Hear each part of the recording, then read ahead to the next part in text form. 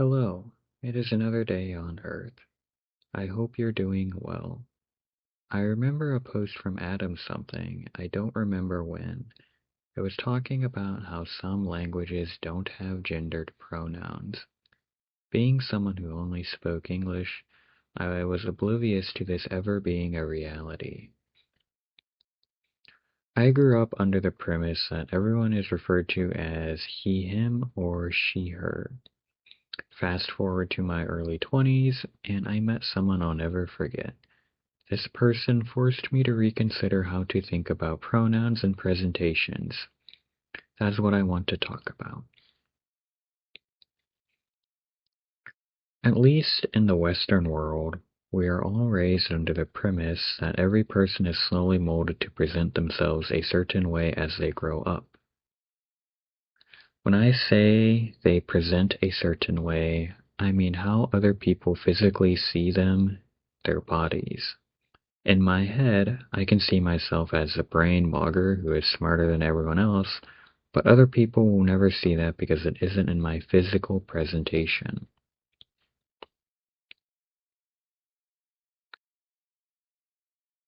How I feel can sometimes be perceived by my physical presentation, but more often than not, nobody on the street will ever know how you feel. I currently feel the worst I have in my entire life, yet not a single person seeing me in my therapist's waiting room can tell that. I am an inherently slender person, weighing around 150 pounds at 5'11". Depending on the clothing I wear, which is an inherent part of the presentation I mentioned earlier, people will perceive certain things about me.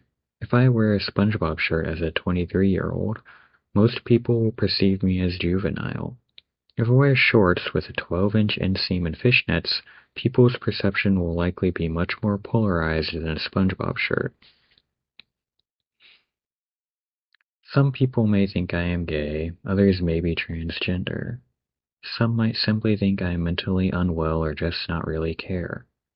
While people can't easily perceive my feelings from my presentation, people do actively perceive stuff based on my fashion choices. Yet, in the shorts and fishnets, none of the perceptions people would have of me can be fully accurate. I could very well be a straight man who simply likes wearing that type of clothing, a cross-dresser. I say this to lay the foundation as to why a person's presentation is never an accurate read on the person. It is an unreliable narrator. As mentioned previously, in the Western world we are raised to present a certain way as we grow up. I was raised as a man in the most basic sense. I got to work on cars, I did yard work, I played basketball. I got muddy, was loud and rambunctious. I wore awful fashion, and to this day I have no idea what colors clash and go together.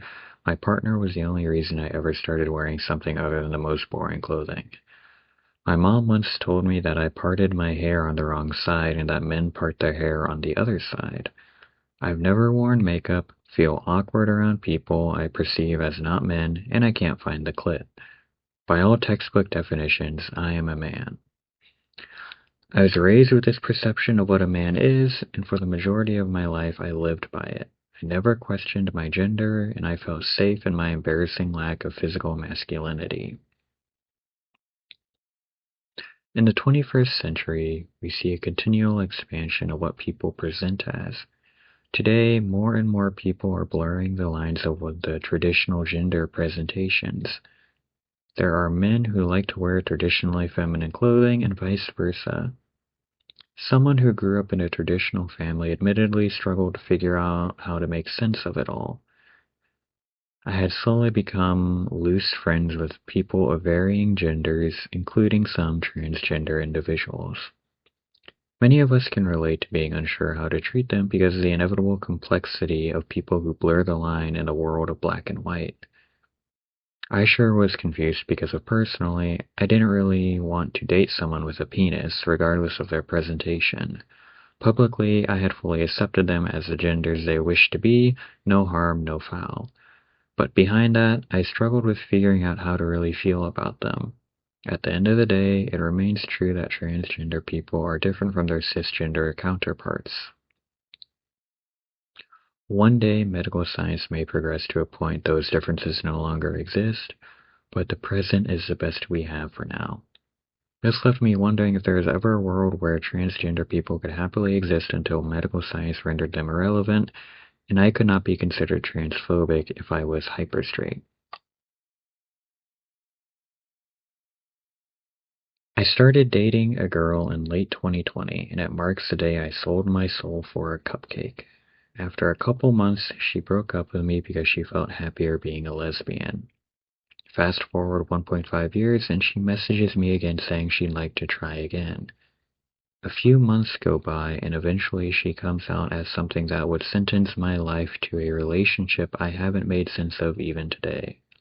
She had transitioned to being a boy, and the real reason behind the breakup was not having fully figured out his gender identity. This resulted in a very difficult situation for me because I still considered myself straight, yet I really still liked this individual as a person.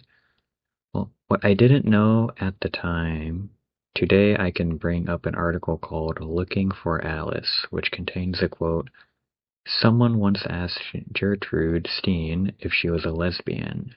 Stein answered, 'No, I just like Alice.' This concept personally describes how I feel about this person. I don't feel like I'm gay, I just like this person. This boy was very complicated because he wanted to be a transgender femboy. In layman's terms, he wanted to identify as a boy but still wear feminine clothing, effectively a crossdresser. Considering his physical traits, it was a very uphill battle to be perceived as a boy despite still wearing skirts and crop tops. I wanted to give him a world where he could actually achieve that, but I didn't know how to. Tying back into presentations and transgenderism, I finally realized how to create a world where my partner could exist as a transgender femboy in my thesis. Transgender people shouldn't have to exist. Going back to languages that don't contain gendered pronouns, what if the world wasn't gendered in the first place? This was the best way I could come up with to lay out a world where my partner could feel like himself until it was medically possible to give him the body he felt home in. If people were never raised to present as boys or girls, people would never experience dysphoria in the first place. If you wanted to wear a certain type of clothing, you could. The inevitable physical difference between the two sexes can still be maintained because what is between your legs no longer dictates how you present yourself in the world.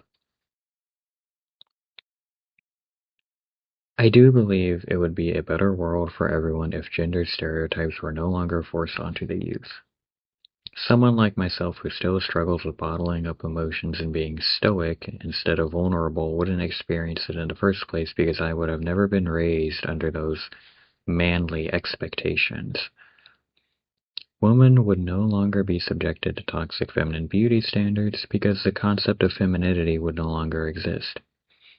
Despite that, I can still feel fine being attracted to waists and squishy thighs because ultimately, those are no longer womanly traits. Dating already works off the concepts of liking people's traits such as being funny, outdoorsy, independent, dependent, and so on. Removing man and woman and instead just presenting physical traits to me seems like a much healthier alternative. Closing out, I will know what my partner told me about this idea in which accepting it felt somewhat defeating because this premise throws away all the progress trans people have made fighting for their right to existence. Being someone who is not trans, I cannot speak on this front. I respect the bravery of being yourself, knowing countless people out there would happily see you lynched and cheer on your suffering. I will never know how it feels to live every day with that shadow. This is why I ultimately leave this as a thesis, not a finished solution. I know that I do not share the experiences of a transgender person. However, progress is not made through silence.